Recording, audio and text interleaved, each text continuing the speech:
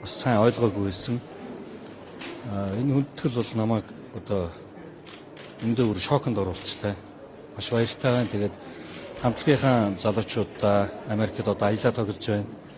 Хамт ажилладаг бас энэ зүйлийг хийхэд хамт оролцсон бүх найз нөхдүүдтэй хамтран зүтгэгч нартай бүгдээрэнд нь одоо баяр хүргэе. Энэ та бүхний маань бас шагнал шүү гэж хэлмээр байна да. Танай хамтлаг одоо хэдэн гишүүн энэ Чингис хаан уданг хүртэж байгаа вэ? Америк менежер, Монгол менежер тэгээд хамтлагийн гишүүдтэйгээ нийлээд 11 хүртэж. Тий. Хамтлагийн тухайда одоо Америкийн нэгдсэн улсад тойрон тоглолтоо хийгээ явж байгаа залуучууд маань дөнгөж түрүүхэн би энэ шагнал өгөхөөс өмнө уцсаж хахад бид нар одоо яг тайз руу гарч байна гэж хэлжсэн. Залуучууд маань сэтгэл нь бол маш өндөр байгаа. Баярлж байна тэд. Одоо бол тоглолтод дуусаад гараад ирсэн баярлцгааж байгаа бах. Бидрийг бас эндээс бас харж байгаа. Гэхдээ шууд нэвтрүүлж байгаа бах гэж бодож байна. Мөдхөн залуучуудтайгаа холбоо бариад бас хамт баярлцгаандаа гэж бодож байна.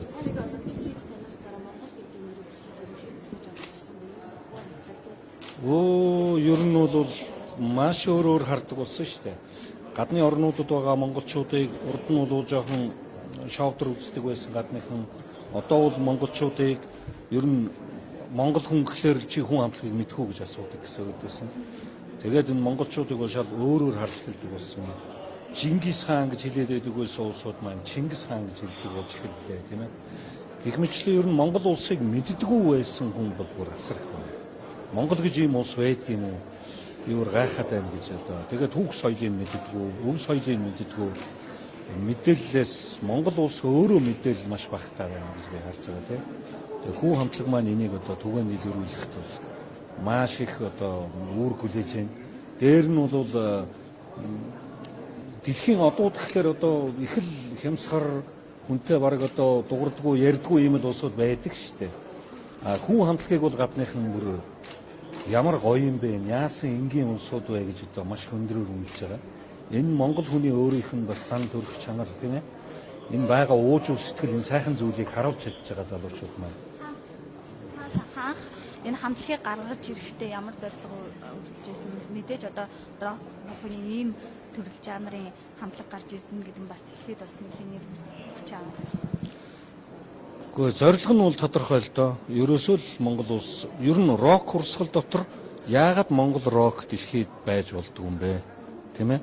Өмнө нь ерөөсөө байгаагүй шүү дээ. Биллбордод нэр дэвшижсэн түүх байхгүй.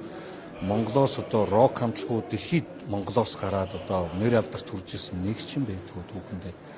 Энэ бол хамгийн анхны удаа Монголынхаа нэрийг рок урсгал дотор гаргаж байгаа хамгийн анхны хамтлаг гэж хэлж болно.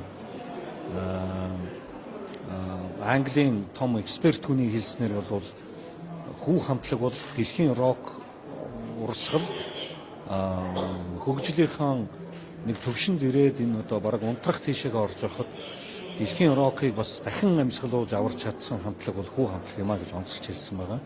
Энэ бол Английн бүр дэлхийн рокыг одоо тодорхойлдог маш том эксперт хүний үг байгаа. Тэгэхээр хүү хамтлаг бол дэлхийд одоо дэлхийн рокыг аварч дэлхийд бас цоошин нэгэн амьсгал, нэгэн уур амьсгалыг оруулж гисэн хамтлаг гэж хэлэх нь зүйтэй байх гэж байна. Тэгэхдээ бас гадаадаар аялын тоглолт хийж явах шиг байна. Одоо ер нь хаагуур тоглолт хийх юм төлөвлөгөөтэй байгаа юу?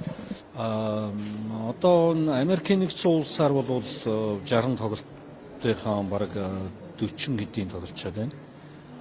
12 сарын дундуур хамтлагийн гишүүд маань Монголдо ирнэ. Тэгээд нэг сар хэртэ амраад нэг сарын дундуураас эргээд одоо 2020 оны түүх эхэлж байгаа. Хамгийн ихний түүр бол одоо Европын орнуудаар эхэлж байна. Европын орнуудын түүрийнх нь билетүүд одоо бараг тал хувь нь тоглолтын тал хувийнх нь билетүүд нь зарагдаад дууссан байна. Сая энэ Америкт тоглож байгаа тоглолтуудын бараг 90% нь билет нь зарагдаад дууссан байгаа. Иймэрхүү амжилттай байна.